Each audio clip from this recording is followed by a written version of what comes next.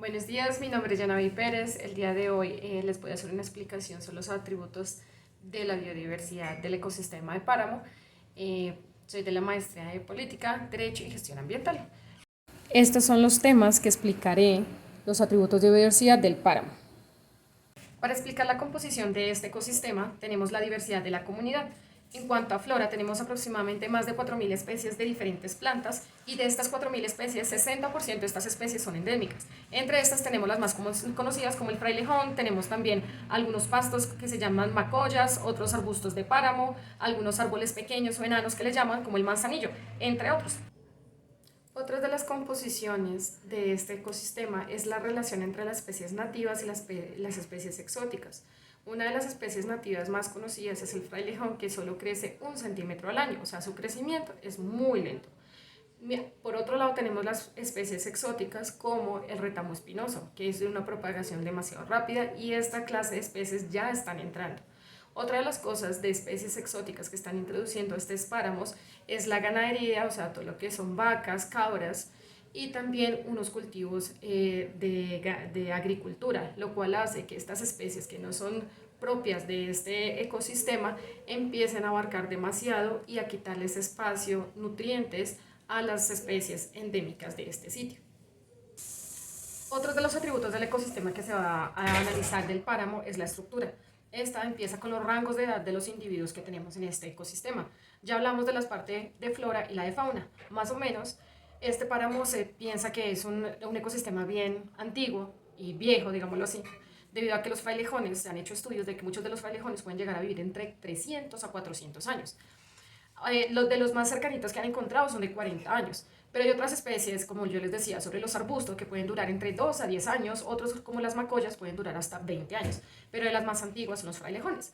Ya por el otro lado, si vemos la fauna, un oso de anteojos que pueda vivir en un páramo está más o menos entre 35 años su ciclo de vida, un venado más o menos 20 años, un cóndor puede llegar hasta los 75 años y también tenemos ciclos de vida mucho más cortos como las de las mariposas o de los anfibios. Entonces, se puede decir que esta estructura de este ecosistema es antiguo, viejo, debido a muchas de las especies, más que todo en cuanto a flora, que pueden durar muchos años si sus condiciones son adecuadas. La segunda característica de esta composición es la fauna. Entre la fauna tenemos aproximadamente 461 especies de animales en los páramos. De estas, 70 son mamíferos, por ejemplo, el venado, el tigrillo, la danta, la guagua, el oso de anteojos también se han visto en estos páramos. 15 de reptiles y 90 especies de anfibios. Entonces se tiene como la Andina bugatensis, tenemos ranas y algunas lagartijas. Las otras, tenemos 154 tipos de aves, entre estas colibríes de páramo, cóndor o mirlas. 131 especies de mariposas, entre estas la mariposa blanca de páramo, pues para camuflarse con su entorno, y algunas especies acuáticas como las predadiñas. Para continuar con la estructura del páramo, es importante hablar sobre la distribución espacial de este. Y según datos del IGAC, dice que Colombia es el país con mayor número de hectáreas de páramos en todo el mundo, con 2.9 millones de hectáreas. Y solo en la superficie de Colombia tenemos de entre 1.6 a 2.5 porcentaje de superficie de páramo en el país. Ahora bien, otras de la parte estructural en cuanto a distribución espacial de los páramos, según el Instituto Humboldt, es un archipiélago biológico y se encuentra de entre los 3.200 a los 4.500 metros sobre el nivel del mar. En cuanto a nivel mundial, Colombia tiene aproximadamente el 50% de los páramos a nivel mundial, de los cuales solo 10 municipios, el 70% de cada municipio tiene el territorio de páramo. Mismo así, como tal, la superficie en Colombia solo se encuentra de 1.6 a 2.5% en páramo. Ahora bien, la problemática que tenemos en cuanto a distribución espacial de los páramos es que la mayoría de estos páramos no están ni delimitados ni son considerados en parques nacionales naturales. Entonces, por ejemplo, a nivel nacional, según muestra la imagen, solo el 33% a nivel nacional de los páramos están en parques nacionales, casi que el 50% no se tiene ninguna categoría y el 18% pertenece a otra categoría, lo cual, por ejemplo, pasa mucho en cuanto a la parte de Nariño y Putumayo y todos los páramos que se encuentran en esta zona, a comparación de la Sierra Nevada de Santa Marta. Tratando de resumir un poco, ya hemos hablado sobre la importancia de la composición y la estructura del páramo. Ahora, la última parte que nos falta es la función de este. La función tiene dos partes importantes, que es tanto la tasa de reciclaje y cómo funcionan los nutrientes en el páramo, como también qué pasa con la actividad antrópica, o sea, las actividades humanas que están afectando estos servicios ecosistémicos. Entonces voy a hablar de estas dos partes al tiempo. De los principales servicios ecosistémicos que tiene el páramo es la recepción de carbono y también la filtración y la captación de agua.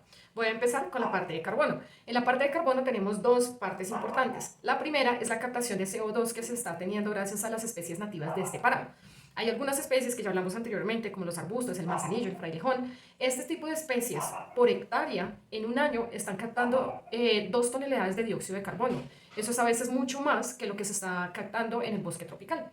Esta es la primera parte. ¿Qué pasa con las actividades antrópicas? Cuando el ser humano viene a establecerse con su casa o inclusive con la parte de agricultura y ganadería, está quitando ese forraje natural que entonces ya no se está captando esa cantidad de dióxido de carbono como antes, que esto era uno de los principales implementos que se utilizaban para la disminución de este gas de efecto invernadero.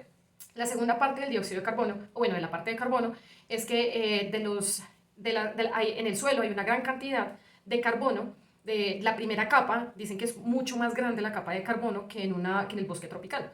Entonces, esta gran captación de carbono que se tiene en el suelo es de vital importancia para el crecimiento de estas especies nativas que nos va a ayudar a esa captación de dióxido de carbono.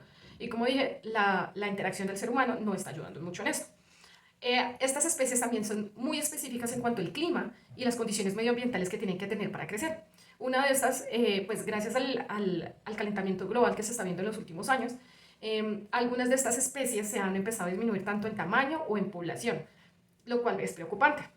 El segundo servicio ecosistémico que nos ofrece el páramo es la captación y regulación de agua. Entonces el páramo no es que produzca agua, sino que él capta de las nubes, porque es un clima muy frío y se ve una gran conglomeración de nubes casi que en todo el año. Entonces todas estas plantas son especializadas en captar esa agua y regular esa agua que viene para las ciudades aledañas al páramo. Una de las grandes ventajas de estos páramos es que esa agua que captan es de muy buena calidad, muy limpia y se puede almacenar en grandes cantidades. Dice también que el 13% de los páramos colombianos cuentan con actividades agropecuarias y aproximadamente hay más de 350.000 personas asentadas en los páramos. Como decía anteriormente, muchos de estos páramos no están delimitados, ni siquiera están categorizados a veces como páramos mismos, así que tengan las características ya mencionadas de población, de biodiversidad, de altura. En conclusión, cuando hablamos sobre los atributos de biodiversidad del ecosistema de páramo, podemos ver unas grandes características. Primero, es un ecosistema estratégico, como lo llamaban, debido a que es uno de los principales que captan agua dulce. También son de los principales en la captación del dióxido de carbono y mantenimiento o colección de carbono en el suelo. Mismo así, como decíamos antes, Colombia tiene un 50% de páramos en el mundo. Y ese mismo porcentaje es del territorio colombiano que estos páramos no se han ni delimitado ni podido proteger. ¿Qué es lo que se necesita hacer? Se necesita que estos páramos haya una rigurosidad en este estudio donde se delimiten todos los páramos en Colombia y se puedan tener algunas leyes que los puedan proteger. Otra cosa que podemos concluir es que los páramos es un ecosistema muy débil, muy endeble. O sea que necesita unas características ambientales específicas para que tanto la flora como la fauna se pueda reproducir y puedan seguir. Entonces es necesario protegerlo, estudiar un poquito más de él y poder generar ojalá leyes y políticas ambientales que puedan ayudarnos pues, a hacer esta protección de este ecosistema tan importante. Muchas gracias por escucharnos y estaré atenta a más actividades. Muchas gracias.